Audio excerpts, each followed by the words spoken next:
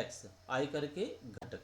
तो इसमें सबसे पहले आता है हमारे पास income tax act. In India income tax was introduced for the first time in 1860 by sir James Wilson.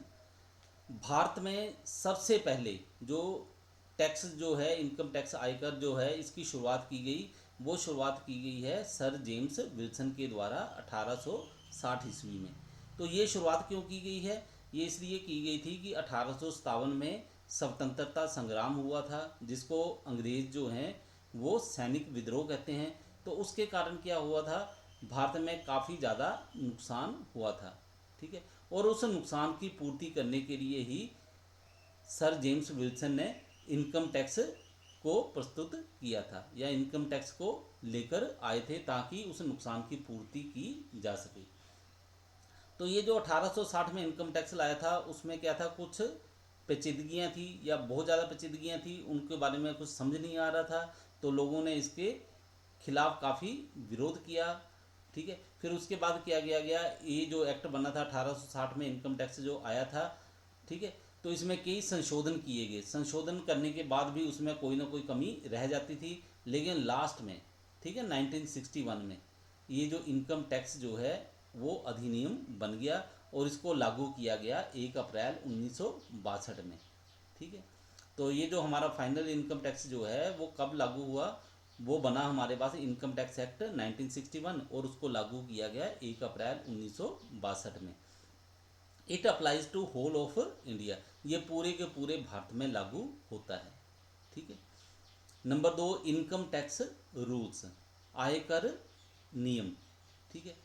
तो आयकर नियम जो है उनको बनाने की पावर जो है वो दी गई है CBDT के पास। CBDT का मतलब क्या है, फुल फॉर्म इसकी है central board of direct taxes, ठीक है।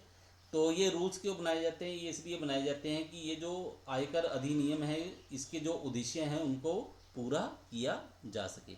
These rules are collectively called income tax rules 1962। ये जितने भी रूल होते हैं, इन सभी को जब इकट्ठा करके एक शब्द में बोला जाए तो इसको हम बोलते हैं इनकम टैक्स रूल्स 1962, ठीक है। यानी कि संक्षेप में बोला जाए, एक शब्द तो नहीं है, ये शब्द तो हमारे पास 4 बन गए हैं, ठीक है।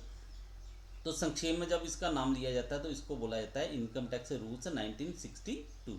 नंबर 3 है हमारे पास फाइनेंस एक्ट, ठीक है।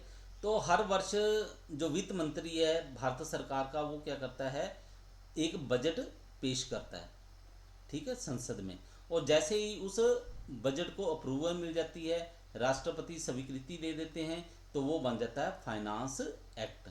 और इस फाइनेंस एक्ट में क्या किया जाता है, इस फाइनेंस एक्ट में जो इनकम टैक्स के लिए जो रेट्स हैं उस असेसमेंट ईयर के लिए और आगे के असेसमेंट ईयर्स के लिए वो निर्धारित किए जाते हैं।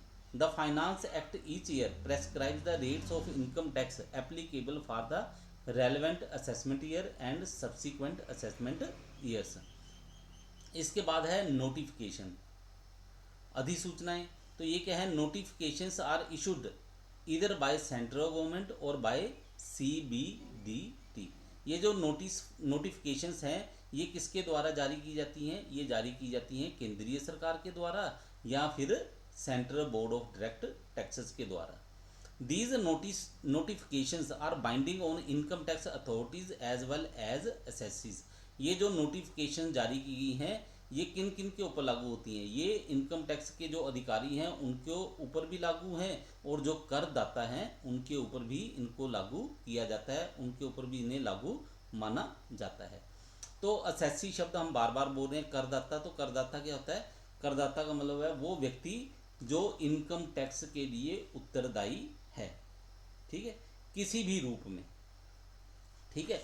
वो इनकम टैक्स के लिए भी हो सकता है, ठीक है। इनकम टैक्स के अंडर जो आते हैं हमारे पास, इंटरेस्ट आता है, पेनल्टी आता है, अगर वो भी उसने पे करनी है तो उसके लिए भी वो उत्तरदायी होगा, ठीक है। या उसके ऊपर कोई कार्रवाई की जा रही है इनकम टैक्स के अंडर, तो उसको भी हम असेसी ही बोलेंगे, ठीक है। या फिर वो इनकम टैक्स किसी और व्यक्ति के लिए देने के लिए अगर वो उत्तरदायी है तो भी इसको हम असेसी ही बोलेंगे, ठीक है। इसके बाद है हमारे पास circulars. Circulars are issued by CBDT to clarify doubts regarding provisions.